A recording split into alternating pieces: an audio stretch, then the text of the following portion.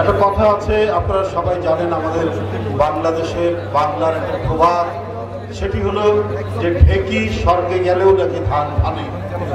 তো আমরা যারা রাজনীতি করি, আমরা যেখানেই যা বলি সেখানে রাজনীতি কিছুটা চলে আসে, সেটা নন পলিটিক্যাল অরাজনৈতিক কোনো অনুষ্ঠান হলেও চলে আসে।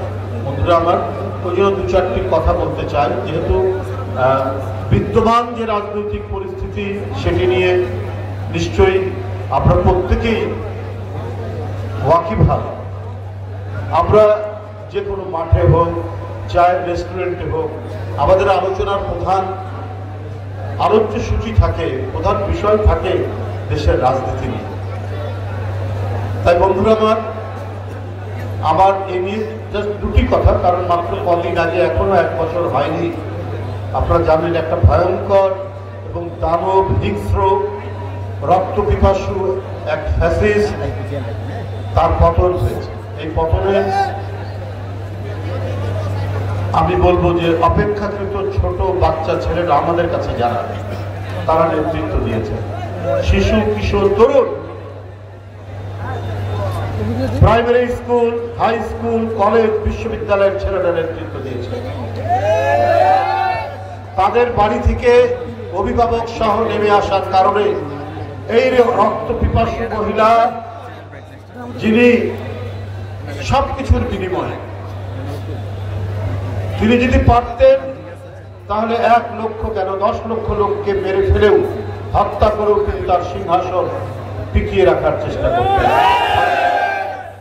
সেটা তিনি পারেননি, চেষ্টা করেছেন। যারা বিভিন্ন বাহিনীর কর্মকর্তা ছিলেন তাদেরকে অনুরোধ করেছে যে মিছিল আসছে, মিছিলকে গুলি করে এটাকে থামাও। কে মারা গেল না গেল সেটা দেখার দরকার। তো এইরকম একটি ভয়ঙ্কর রক্তাক্ত গণ আন্দোলনের মধ্যে দিয়ে 5ই আগস্ট পালিয়ে গেছে শেখ হাসিনা। পালিয়ে যাওয়ার পর যে কাঙ্ক্ষিত আমাদের প্রত্যাশা, যার জন্য এত আন্দোলন সংগ্রাম, জুলাই আগস্টে চূড়ান্ত হুইসেলের বাঁশিতে ছাত্র জনতার শেখ হাসিনা পালিয়েছে। কিন্তু তার আগে 15 বছর জাতীয়তাবাদী শক্তি বিএনপির নেতা কর্মী কেউ ক্রস ফায়ারের শিকার হয়েছেন, কেউ বিচার বহির্ভূত হত্যার শিকার হয়েছেন, কেউ হারিয়ে গেছেন আমাদের কাছ থেকে, গুম হয়েছে, নিরুদ্দেশ হয়েছে। আমরা তাদের হদিশ এখনো পাইনি। আমরা ইলিয়াস আলীর এখনো খোঁজ পাইনি। আমরা চৌধুরী আলমের এখনো খোঁজ পাইনি। এই কুমিল্লায় আরেক এমপি সাইফুল ইসলাম হিরু, তার খোঁজ পাইনি।